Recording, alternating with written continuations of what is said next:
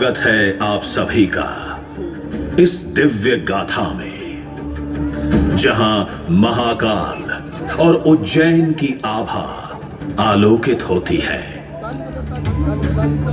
आपसे विनम्र अनुरोध है कि कृपया अपने मोबाइल फोन्स को साइलेंट मोड में डालें या स्विच ऑफ कर दें, ताकि आप इस प्रस्तुति का संपूर्ण आनंद बिना किसी व्यवधान के उठा सकें।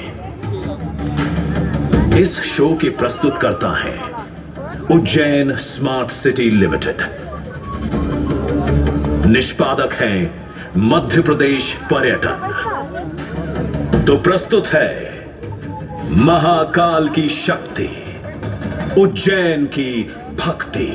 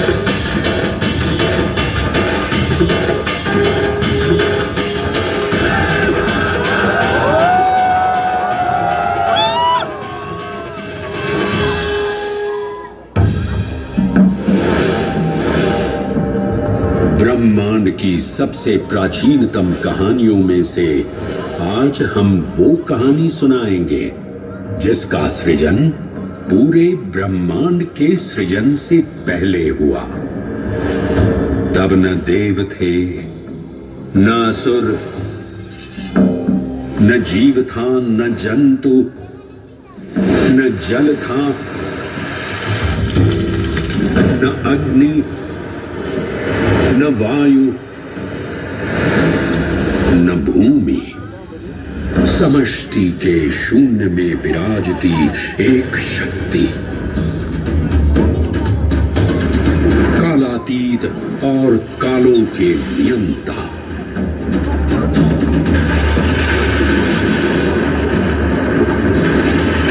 विधाता भी और विध्वंसक भी, अखंड, अचल, अविनाशी। ये कथा है उस महादेव के महाकाल स्वरूप की, जो सृष्टि के आरंभ भी हैं और काल के आगमन भी हैं। वे ही काल के सृजनकर्ता और नियंत्रणकर्ता भी हैं।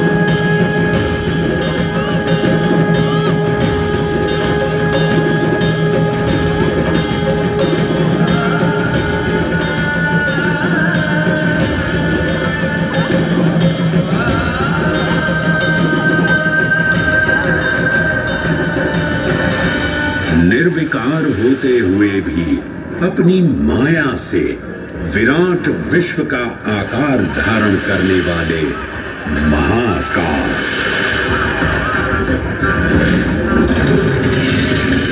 मेरुगिरी को धनुष और भगवान विष्णु को बाण बना दैत्यों के 3 पुरों का नाश करने वाले महाकाल, वो महाकाल जो तीनों लोकों में विद्यमान सभी शिवलिंगों में प्रधान हैं।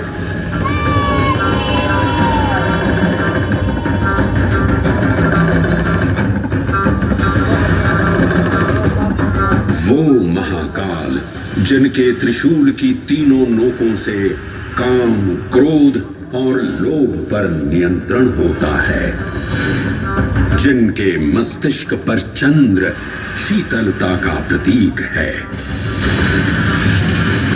और जिनकी सवारी नंदी के 4 चरण सत्य, दया, दान और तप का चिन्ह है।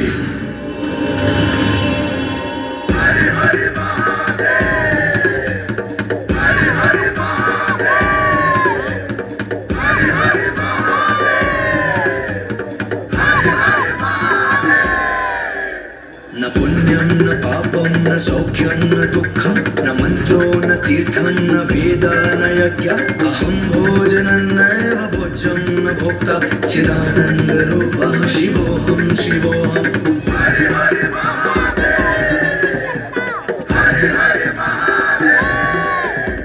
अहं निर्विकल्पो निराकाररूपो विभुत्वा च सर्वत्र सर्वेन्द्रियाणां न चासङ्गतं नैव मुक्तिर्न मे चिदानन्दरूपः शिवोऽहं शिवोऽहं चिदानन्दरूपः शिवोऽहं शिवोऽहं चिदानन्दरूपः शिवोऽहं शिवोऽहं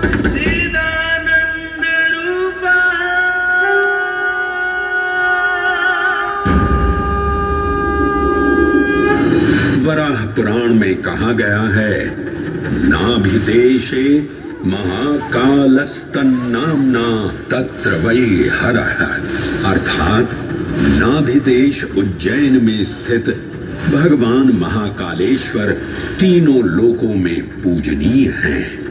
आकाशे तारकां लिंगम पाताले हाटकेश्वरम मृत्युलोके महाकालम सर्वलिंगम नमोस्तुते।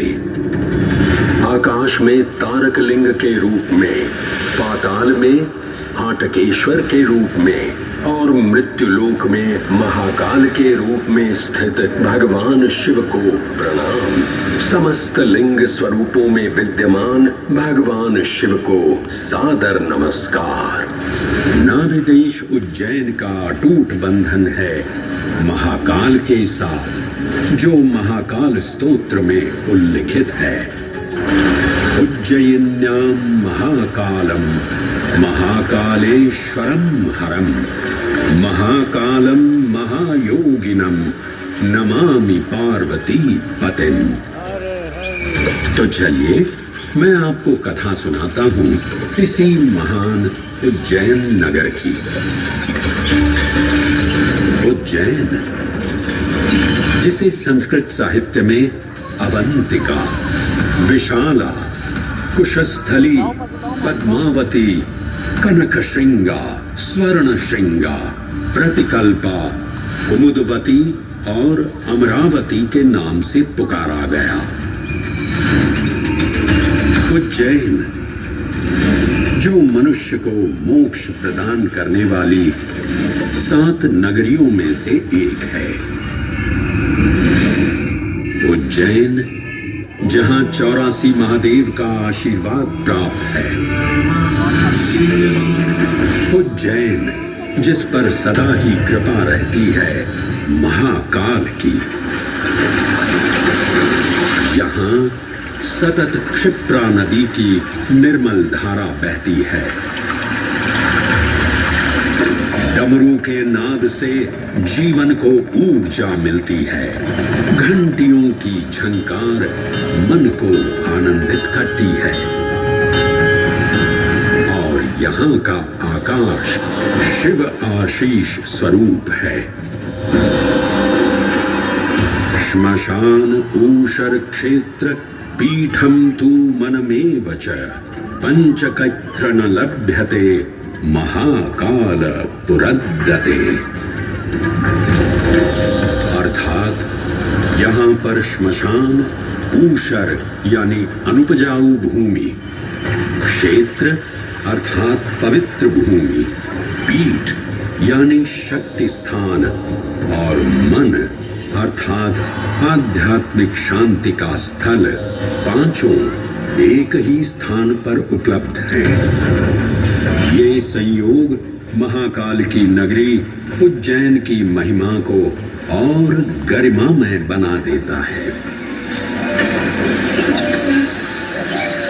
उज्जैन के इस अलौकिक स्वरूप से प्रभावित हो महाकवि कालिदास अपने काव्य मेघदूत में लिखते हैं, हे जलधर, यदि महाकाल के मंदिर में समय से पहले तुम पहुंच जाओ तो तब तक वहां ठहर जाना जब तक सूर्य आंख से ओझल न हो जाए। शिव की संध्याकालीन आरती के समय नगाड़े जैसी मधुर ध्वनि करते हुए तुम्हें अपने धीर गंभीर गर्जनों का पूरा फल प्राप्त होगा।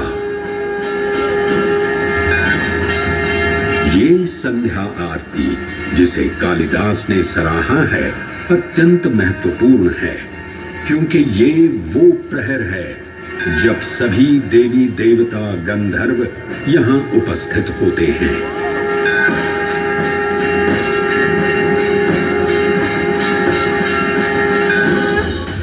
उज्जैन की महिमा अद्वितीय है।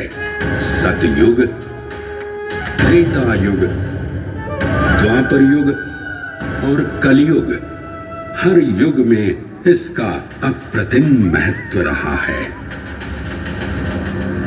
इस काल यात्रा में सबसे पहले आपको सतयुग के उस कालखंड में ले चलता हूं जहां देव और दानव एकत्रित हैं समुद्र मंथन करने के लिए। मन की आंखों से कल्पना कीजिए, भगवान विष्णु ने कुर्म का रूप ले मंदरांचल पर्वत को अपनी पीठ पर उठा रखा है। सागर से विकराल लहरें उठ रही हैं, मेघ भयानक गर्जना कर रहे हैं। देव और दानव वासुकी सर्प को नेति बना और मंदार पर्वत को मथनी बना सागर को मथ रहे हैं कि तभी जल का पाप कालकूट विष निकलता है और पूरी सृष्टि को अपने ताप से झुलसाने लगता है। इस भयावह स्थिति ने देवताओं और असुरों के बीच हाहाकार मचा दिया। ये कैसा अनर्थ है? लक्ष्य था अमृतत्व का, पर अब मृत्यु की विकराल छवि हमारी आंखों के समक्ष मंडरा रही है। इस भयंकर संकट से केवल वही उद्धारकर्ता मुक्ति दिला सकते हैं जो समस्त विश्व के परम संरक्षक हैं। तभी सब महादेव की शरण में जाते हैं और पुकार लगाते हैं, ओम नमो भगवते रुद्राय। और फिर तुष्टा महादेव भक्तों की गुहार सुनते हैं, कैलाश से उतरते हैं, विष को अपनी अंजुलि में भर अपने कंठ में धारण करते हैं।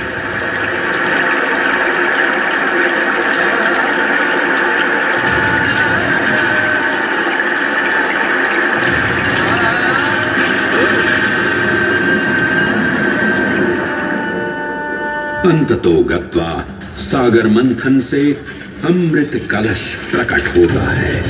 जैसे ही अमृत प्रकट हुआ, दानवों ने इसे केवल अपने आधिपत्य में लेने की आकांक्षा प्रकट की और संघर्ष छिड़ गया। आज यदि हम इस अमृत को प्राप्त कर सकें तो हम देवताओं पर हमेशा के लिए प्रभुत्व स्थापित कर पाएंगे। अमृत अपात्र हाथों में ना जा पाए, क्योंकि ये अपनी शक्ति का असीम दुरुपयोग करेंगे। इस अराजकता के परिणाम स्वरूप अमृत की कुछ बूंदें छलकी और पृथ्वी तक पहुंच गईं। 4 स्थलों पर स्पर्श हुआ इन बूंदों का।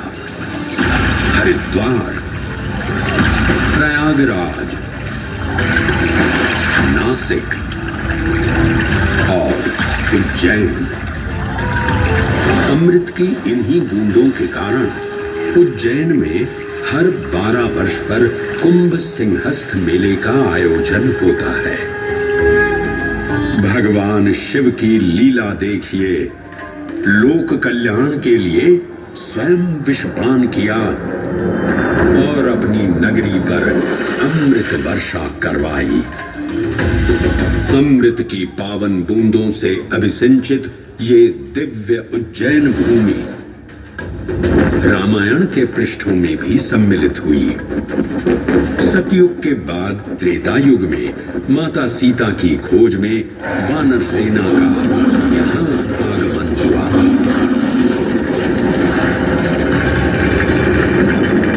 समय की इस यात्रा के माध्यम से अब प्रवेश करते हैं वाल्मीकि रामायण के किष्किंधा कांड में। जब वानर राजा सुग्रीव अपने यूथपतियों से सभी प्रमुख स्थानों पर जाने के लिए कहते हैं और उन्हें अवंती नगर यानी उज्जैन जाने का आदेश भी देते हैं। मेखला उत्कल के क्षेत्र, दशर्न के नगर, आब्रवंती, अवंती और विदर्भ के राज्य, साथ ही माहिष्का के आकर्षक राज्य में भी पूरी तरह से खोजना होगा। एक युग भगवान विष्णु के राम अवतार से संपृक्त और अगला युग उन्हीं के एक और दिव्य अवतार से समरस होना, ये अद्वितीय संगम केवल उज्जैन में ही संभव था। परंतु एक क्षण ठहरिए और ध्यान से सुनिए। ये हैं महाकाल के 1008 दिव्य नाम। हाँ, मैंने काल चक्र को परिवर्तित कर दिया है और अब द्वापर युग का शुभारंभ हो चुका है। विस्मय पूर्ण हो जाएंगे ये जानकर कि महाकाल के इन नामों को स्वयं भगवान श्री कृष्ण ने रचकर पिरोया था। महाकाल सहस्र नामावली की ये अद्भुत रचना उस समय की है जब योगेश्वर कृष्ण, उनके मित्र सुदामा और शेषावतार बलराम ने अवंती नगरी में स्थित सांदीपनी ऋषि के आश्रम में वेद, वेदांत दर्शन और शस्त्र विद्या की शिक्षा ग्रहण की थी। कहते हैं कि भगवान श्री कृष्ण को अवंती ने ऐसा मंत्र मुग्ध कर दिया कि यहाँ 64 दिनों तक रुककर उन्होंने 64 विद्याएं और 14 कलाओं का ज्ञान लिया। उज्जैन का संबंध महाभारत से भी जुड़ा हुआ है। इस महान महाकाव्य के वन पर्व में उल्लेख किया गया है कि महाकालेश्वर मंदिर में स्थित कोटि तीर्थ जल का स्पर्श मात्र करने से अश्वमेध यज्ञ के समान फल प्राप्त होता था। और फिर परिवर्तन की इस अनवरत धारा ने एक नई कहानी लिखी। उज्जैन में उदय हुआ मौर्य वंश का। सम्राट बिंदुसार ने अपने पुत्र अशोक को उज्जैन का राज्यपाल बनाया और समय के साथ अशोक के शासनकाल में धर्म का विस्तार हुआ। मौर्य वंश के पश्चात विभिन्न राजवंशों, सम्राटों और नरेशों ने उज्जैन की सेवा की। उनमें से प्रमुख मालवागण और फिर गुप्त वंश ने यहाँ राज कर इसके वैभव में वृद्धि की। उज्जैन ने अपने भव्य तेज से जहां महात्माओं और शासकों को आकर्षित किया, वहीं इस नगर पर आतताइयों की दृष्टि भी पड़ी।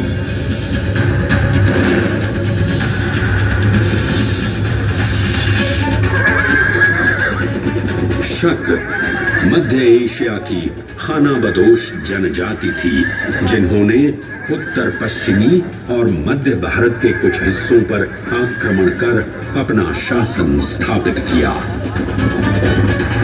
ईसा पूर्व प्रथम शताब्दी में जब भारत शकों के अत्याचार से त्रस्त था, तब उन शकों ने उज्जैन पर भी कब्जा कर लिया और फिर उज्जैन में उदय हुआ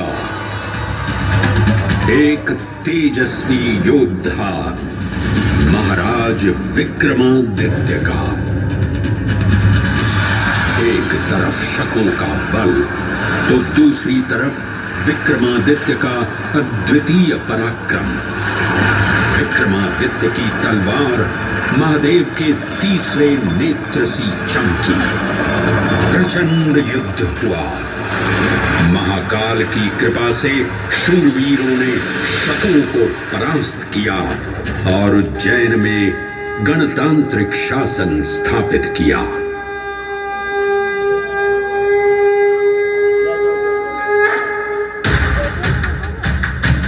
इन्हीं महाबली विक्रमादित्य की राज्यसभा महाकाल मंदिर में ही प्रतिष्ठापित थी। आज भी इस मंदिर की घंटियों में विक्रमादित्य की वीरता और शौर्य की प्रतिध्वनि गुंजायमान होती है। राजा विक्रमादित्य और शकों के मध्य हुए युद्ध ने उज्जैन को काल चक्र से अभिन्न रूप से जोड़ दिया, क्योंकि जिस दिन उनको विजय प्राप्त हुई, उस गौरवशाली उपलब्धि के सम्मान में एक नवीन पंचांग का शुभारंभ किया गया, विक्रम संवत पंचांग। आज भी कई हिंदू पर्व और धार्मिक अनुष्ठान विक्रम संवत पर आधारित हैं।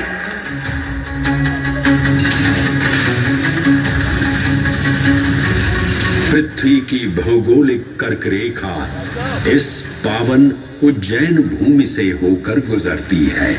लगभग 300 वर्ष पूर्व उज्जैन विश्व समय का प्रमुख संदर्भ बिंदु था।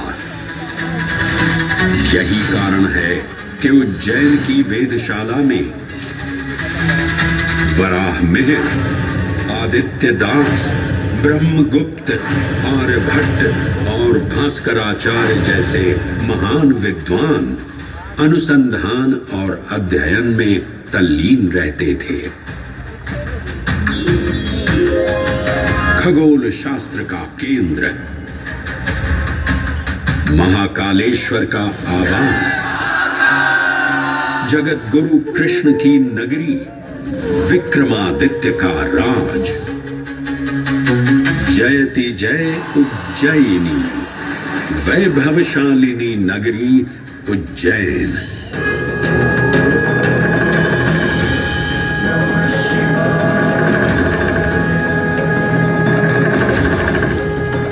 श्वासों को शिव मंत्र से अलंकृत कर, मन को भाव की गंगा से निर्मल कर, जो भी उज्जैन में महादेव की शरण लेता है, उसका कल्याण होना निश्चित है। आज सुनी सबने गाथा महाकाल की, दर्शन जिनके दुर्लभ हैं, नमन करे जिन्हें काल भी, चरण में जिनके है बसा। ये समस्त संसार कभी नहीं देखा होगा धरती पर ऐसा चमत्कार।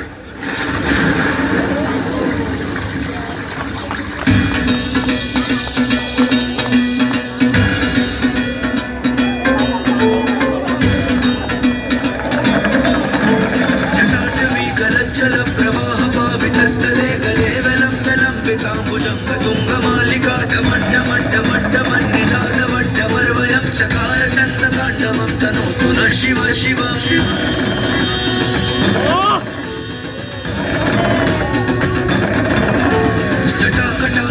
जटाकटाहसभ्रमभ्रमन्निलिम्प निर्झरी विलोलवीचि वल्लरी विराजमान मूर्धनि